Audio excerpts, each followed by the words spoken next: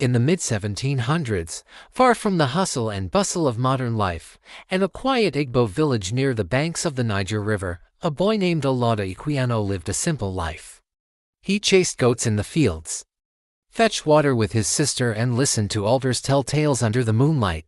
Life was peaceful. That is until the day strangers came. They arrived without warning, men with weapons, faces hard as stone, in a blur of shouts and terror. Olaudah and his sister were seized. Their small wrists were tied together.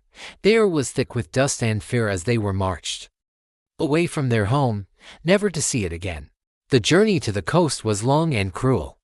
They were traded between different captors, sleeping in chains, eating scraps, and hearing strange tongues they did not understand. At the shore, the ocean stretched like an endless sky of water. And there, waiting, was a massive wooden ship. It was here that Olaudah's world as he knew it ended and the horrors of the Middle Passage began. The ship's belly was dark and foul-smelling. Shackles clinked in the dim light. Olaudah saw rows of people crammed so tightly they could barely move.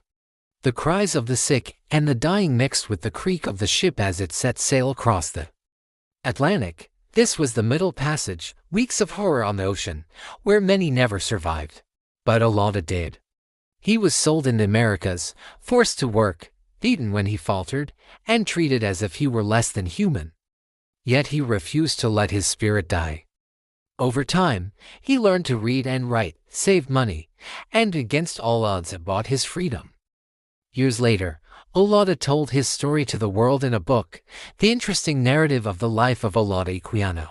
His words exposed the cruelty of slavery and helped fuel the growing movement to abolish it, from a boy in chains to a free man whose voice shook empires.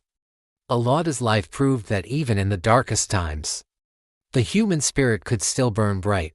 Thanks for watching. For more such amazing stories, subscribe to our channel.